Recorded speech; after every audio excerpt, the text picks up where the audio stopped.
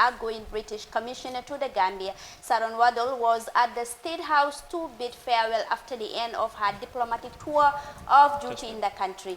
Her mission to the Gambia started in 2017 when the country had just experienced the birth of a new democracy following the fall of the Jammeh rule. As she leaves from London this week, Sharon described her departure as a sad moment for her after feeling home in the Gambia for over the year.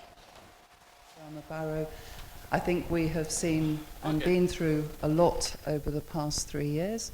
Of course, many challenges remain, but I am optimistic about the future, and when I reflect on all the things that have been achieved in the past few years, including those on which we have engaged bilaterally. So areas like working with the National Assembly, the Ministry of Justice, the Judiciary, Environment, and many other areas of bilateral support.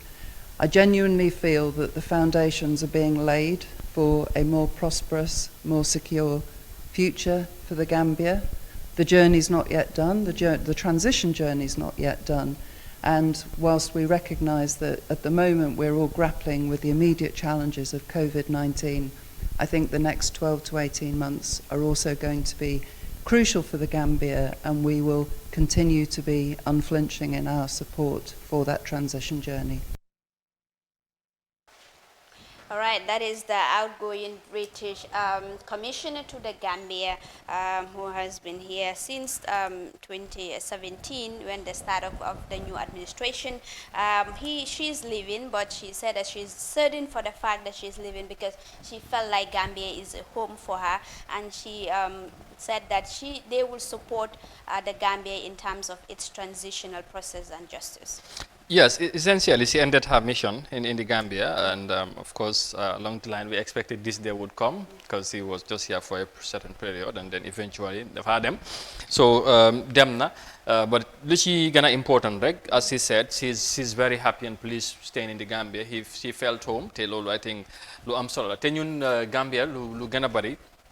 We really they open up and appreciate people who come to contribute in our development agendas. The British High Commissioner, in a way, you know, England and Japan and Aferi, don't now we maybe they are new colonization and probably would have expected more from them, but you know, Chikote Bobu Desna, why tamit, you know, England, I think the British government maybe have been also contributing essentially because most interestingly, after 2017 changes, I think we had several, you know, high-profile people in Finyoshi Gambia, and including was the current Prime Minister. He was the then Foreign Secretary of the, you know, British government, that's Boris Johnson.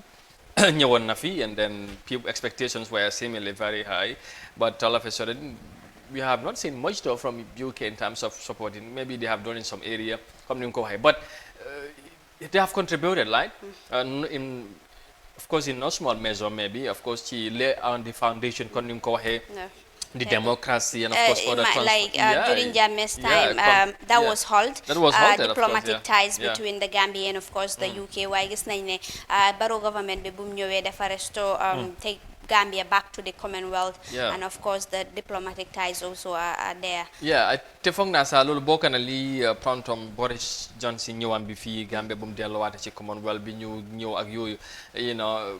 So of course nañ ko gërëm moom tamit ci lu mu mën a taxaw gis na diggante Gambia ak England, you know, of course diggante bi raxaat, of course is cordial, ratat na of course te ñu gis ne loolu am solo la. So luñ cee wax rek mooy ñu am yaakaar ne kuy ñëw tamit dana teg tànkam kii fu mu tegoon bosam yëf yi continuer ñaari réew yi gën a demalante gën a ratax ak yu mel noonu, so loolu dafa am solo. So basically loolu lañ cee wax rek, and we wish her well in her next endeavors. Waaye England moom ñoom ñoo waroon a gën a taxawal Gambia bu baax a baax because ñoom ñoo ñu colonisation si for years, you know, 400 years.